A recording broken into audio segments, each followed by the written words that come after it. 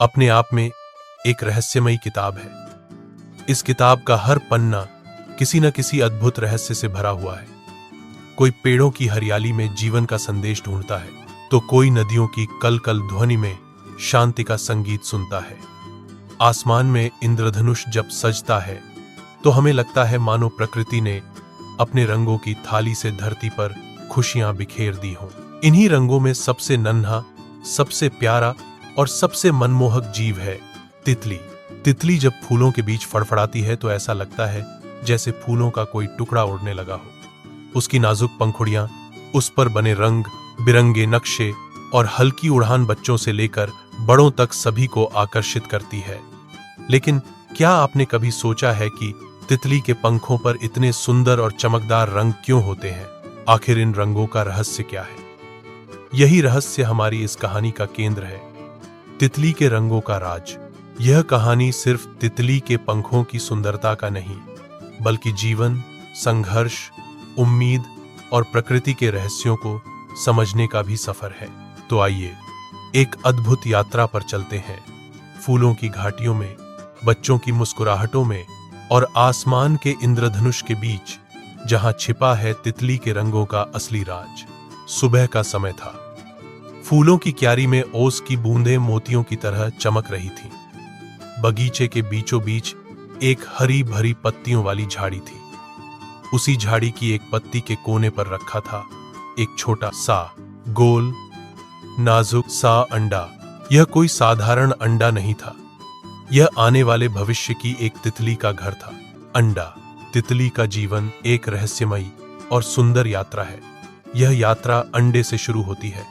जब किसी मादा तितली को लगता है कि मौसम अनुकूल है और उसके बच्चे को भोजन की कमी नहीं होगी, तब वह किसी सुरक्षित पत्ती के कोने पर अपने अंडे देती है।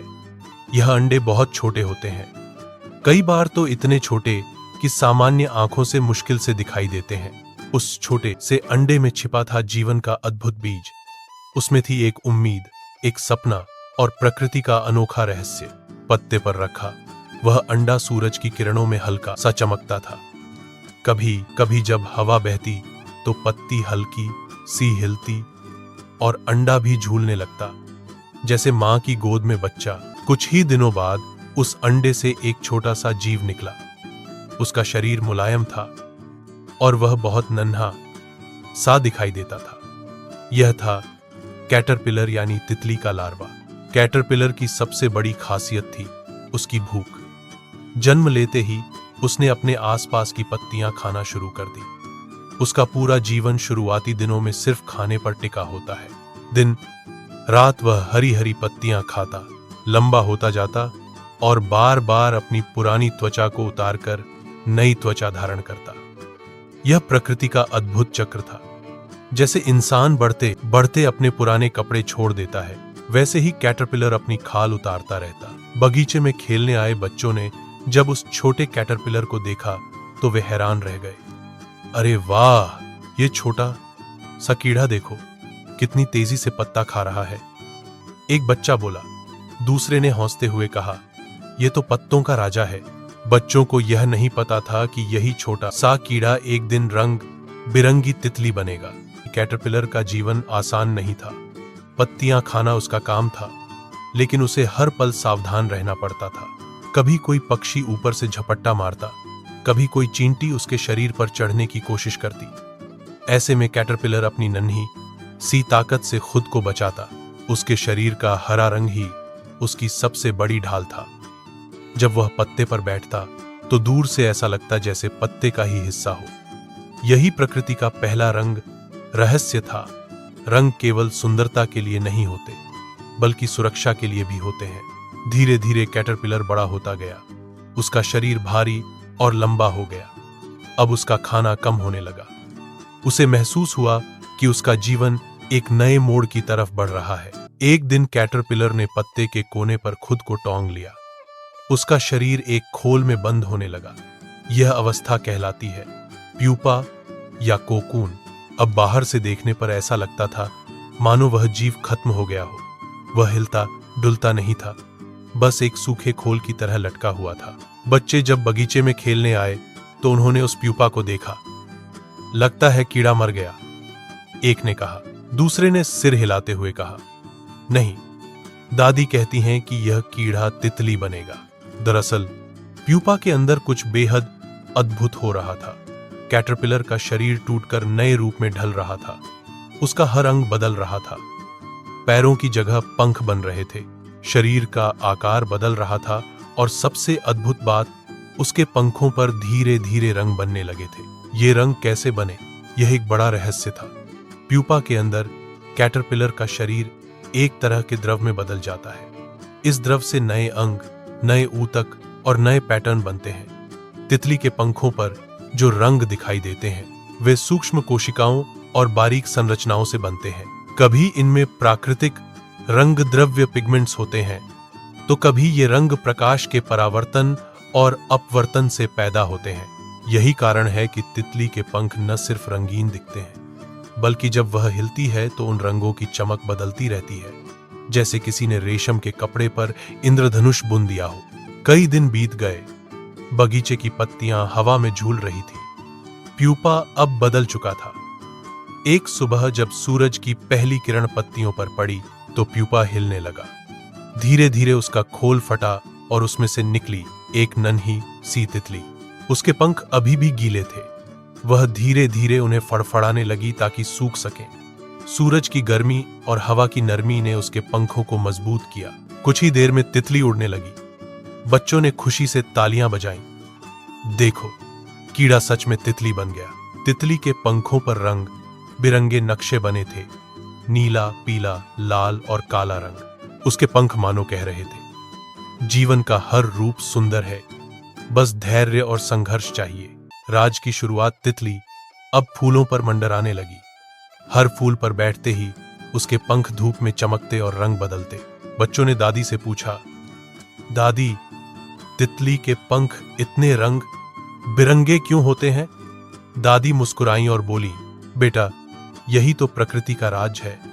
इन रंगों में सुरक्षा है, पहचान है और सुंदरता भी। कुछ रंग दुश्मनों को डराने के लिए होते हैं, कुछ साथी को बुलाने के लिए और कुछ सिर्फ सजावट के लिए। बच्चे सोच में पड़ गए। उन्हें अब लगने लगा कि तितली सिर्फ एक सुंदर कीड़ा नहीं, बल्कि प्रकृति की एक किताब है जिसके पन्ने रंगों से लिखे गए हैं। बगीचे में वह नन्ही तितली अब रोज फूलों पर मंडराने लगी थी। बच्चे उसका पीछा करते, कभी पकड़ने की कोशिश करते और कभी उसके पंखों को नजदीक से देखते। उसके पंखों की चमक देखकर सबको हैरानी होती। कभी पंख नीले दिखाई देते, कभी हरे, कभी सुनहरी झिलमिलाहट सी। एक दिन बच्चे अपनी दादी के पास आए और बोले, दादी, हमें बताइए, तितली के पंखों में इतने रंग क्यों होते हैं? ये रंग कैसे बनते हैं? दादी ने मुस्कुराकर कहा, अरे बच्चों, ये तो बहुत बड़ा राज है। चलो, आज मैं तुम्हें तितली के रंगों का रहस्य सुनाती हूं। रंग कहां से आते हैं? दादी ने धीरे धीरे समझाना शुरू किया। तितली के पंखों पर लाखों करोड़ों छोटे छोटे स्केल्स। ये स्केल्स बिल्कुल वैसे होते हैं जैसे मछली की चमड़ी पर छोटे छोटे परतदार हिस्से। हर स्केल बहुत बारीक और नाजुक होता है। इन्हीं स्केल्स में छुपे होते हैं तितली के रंग। कुछ रंग द्रव्य पिगमेंट से बनते हैं, जैसे काला और भूरा रंग मेलेनिन नाम के पदार्थ से बनता है। लेकिन तितली की सबसे खासियत यह है कि उसके कई रंग असली रंग द्रव्य से नहीं, बल्कि प्रकाश के खेल स्ट्रक्चरल कलरेशन से बनते हैं।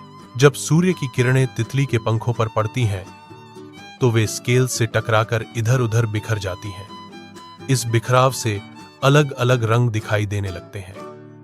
यही कारण है कि तितली के पंख कभी नीले, कभी हरे, कभी सुनहरे दिखाई देते हैं। यह वैसा ही है जैसे साबुन के बुलबुले या मोर के पंखों में रंग चमकते हैं। बच्चों की आंखें चमक उठी। ओह, तो तितली के पंख इंद्रधनुष जैसे होते हैं। शाह दादी ने आगे बताया, बेटा, तितली के रंग केवल सजावट नहीं है, इनका असली काम सुरक्षा करना है। सोचो, अगर तितली बिना रंग की होती तो वह तुरंत पक्षियों या बड़े कीड़ों का शिकार बन जाती, लेकिन उसके पंखों के रंग उसे सुरक्षित रखते हैं। कुछ तितलियां अपने पंखों का रंग पत्तों और फूलों जैसा बना लेती हैं ताकि वे छिप जाएं। कुछ तितलियों के पंखों पर बड़े बड़े आंख जैसे गोल निशान आई स्पॉट्स बने होते हैं। ये देखकर दुश्मन डर जाता है कि सामने कोई बड़ा जानवर है। कुछ तितलियां इतनी चमकदार होती हैं कि उनकी चमक देखकर पक्षी भ्रमित हो जाता है और हमला करने से पहले ही पीछे हट जाता है। यानी तितली के रंग उसके लिए एक कवच की तरह है। बच्चों ने फिर पूछा, दादी, क्या तितली अपने दोस्तों और परिवार को पहचानने के लिए भी रंगों का इस्तेमाल करती है? दादी ने सिर हिलाते हुए कहा, हाँ बेटा, बिल्कुल। हर तितली की प्रजाति के पंखों पर अलग अलग डिजाइन और रंग होते हैं। नर और मादा तितली एक दूसरे को इन्हीं रंगों से पहचानते हैं। जब नर तितली उड़ती है तो उसके पंखों की चमक मादा तितली को आकर्षित करती है। यह प्रकृति का एक अद्भुत नियम है।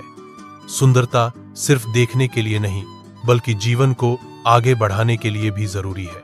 यानी तितली के पंखों पर बने रंग उसकी पहचान और प्रेम का संदेश भी होते हैं। तितली का सबसे गहरा रिश्ता फूलों से होता है।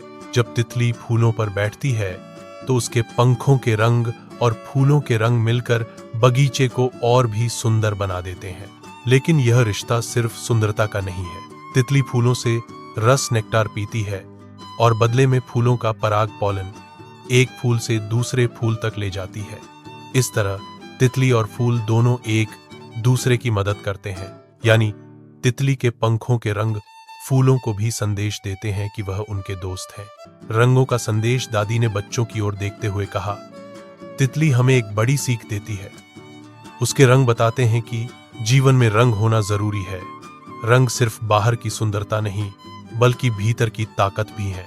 जैसे तितली अपने रंगों से खुद को सुरक्षित रखती है, वैसे ही हमें भी अपने गुणों और अच्छाइयों से जीवन में आगे बढ़ना चाहिए। हर इंसान की जिंदगी भी तितली जैसी है। हम सबके भीतर अलग अलग रंग होते हैं। कोई दया का, कोई मेहनत का, कोई ज्ञान का और कोई प्रेम का।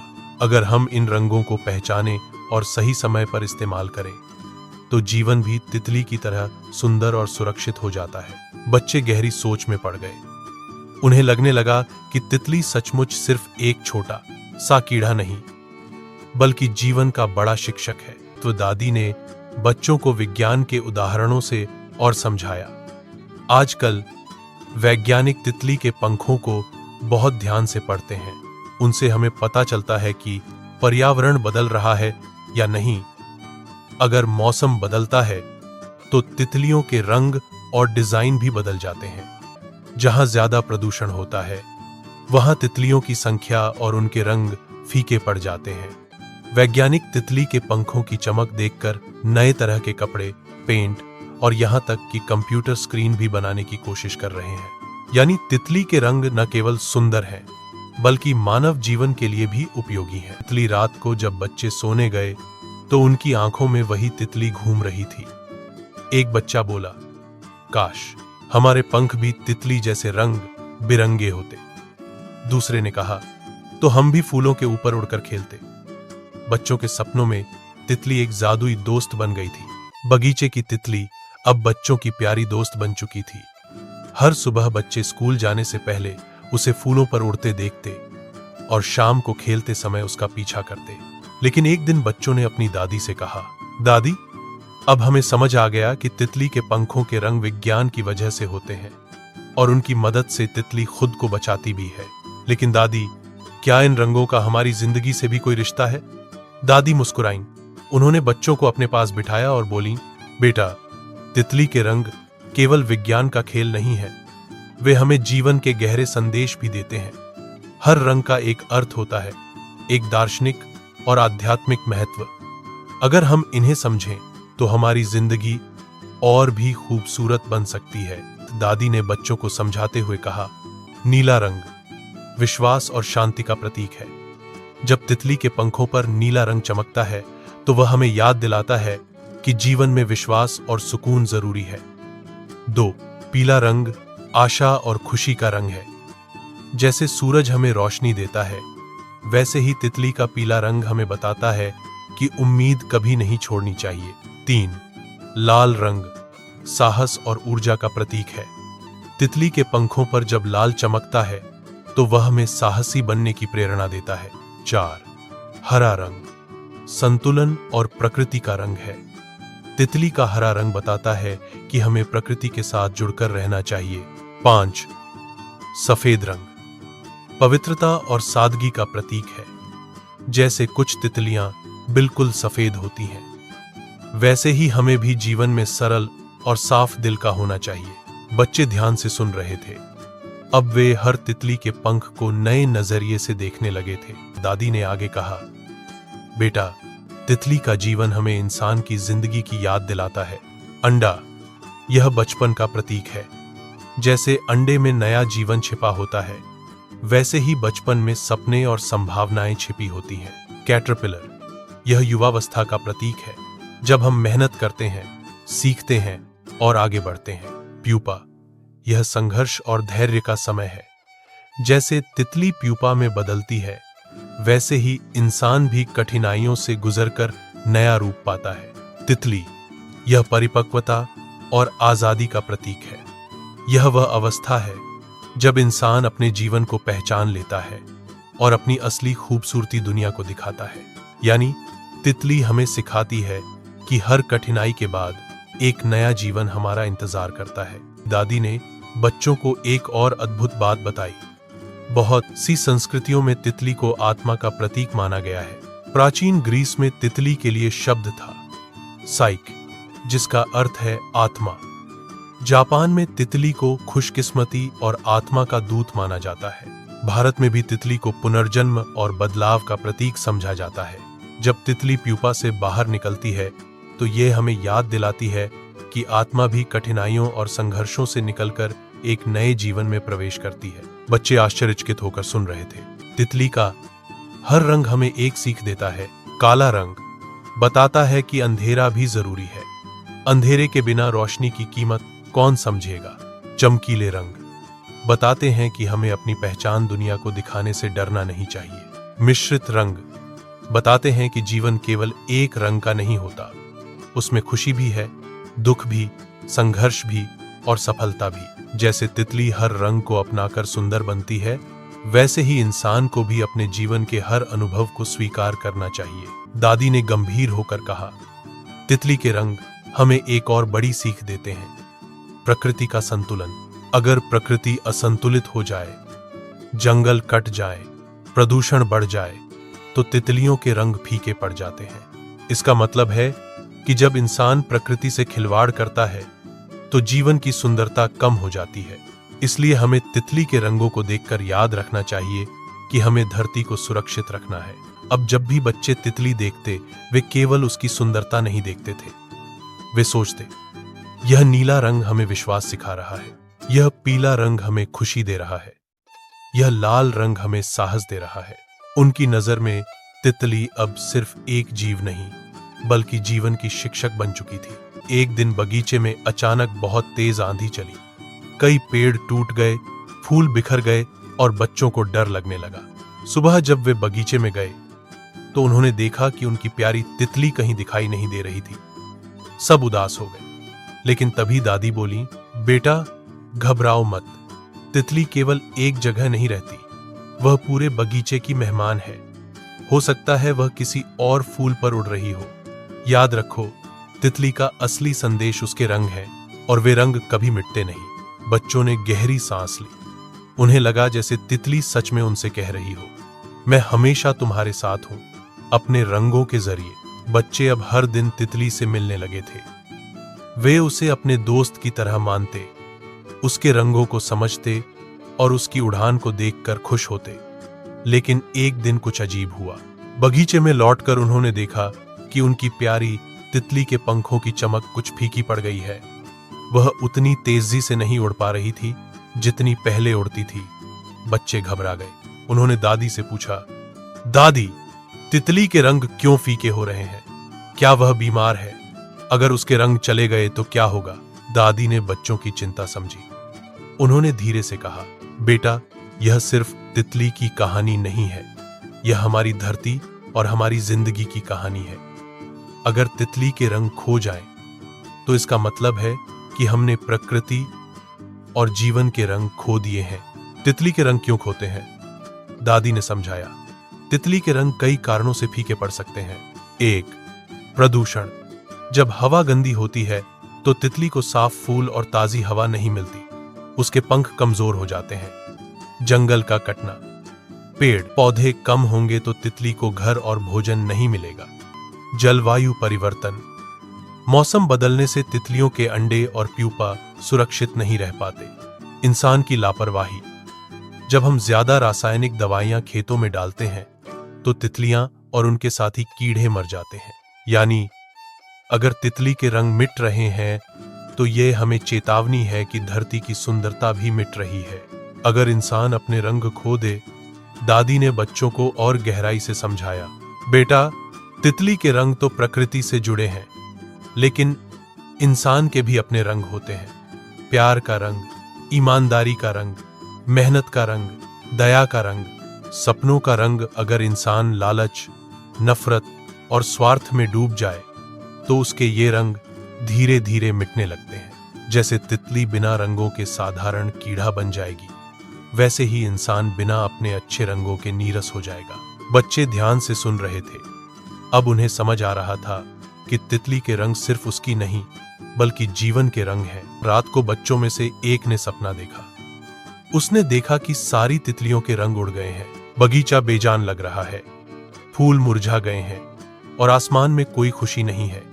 तभी वह तितली उसके कान में कहती है, अगर मेरे रंग मिट गए तो दुनिया का सौंदर्य भी मिट जाएगा, लेकिन तुम्हारे पास ताकत है मेरे रंगों को बचाने की। जब तुम पेड़ लगाओगे, फूलों की देखभाल करोगे और प्रकृति को प्यार करोगे, तब मेरे रंग फिर लौट आएंगे। सपना देखकर बच्चा जागा और उसने अपने दोस्तों से कहा, हमें तितली के रंग बचाने होंगे।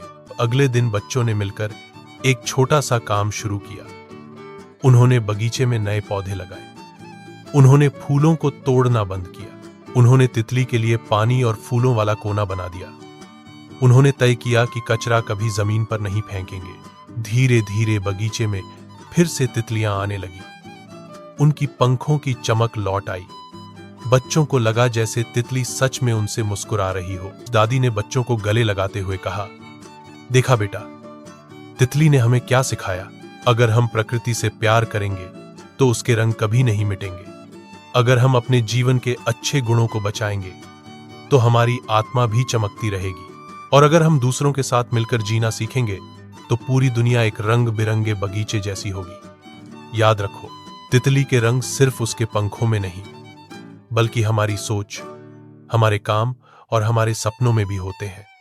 उन्हें कभी मिटने मत देना। अब जब भी बच्चे तितली देखते, वे केवल एक कीड़ा नहीं देखते थे, वे उसमें प्रकृति की सुंदरता, जीवन की गहराई, आत्मा का संदेश और उम्मीद की रोशनी देखते थे। उनके लिए तितली अब जीवन का प्रतीक बन गई थी। हमने जाना तितली के रंग क्यों मिटते हैं और यह हमारी जिंदगी से कैसे जुड़ा है। इंसान भी अपने गुणों और अच्छाइयों से अपने रंग बनाए रख सकता है। तितली हमें सिखाती है कि प्रकृति और आत्मा दोनों की देखभाल करनी चाहिए। तितली की यह कहानी हमें यही संदेश देती है, जीवन एक रंगीन यात्रा है। अगर हम प्रकृति और अपने दिल के रंगों को संभाल कर रखें तो यह दुनिया हमेशा तितली की तरह खूबसूरत और चमकदार रहेगी।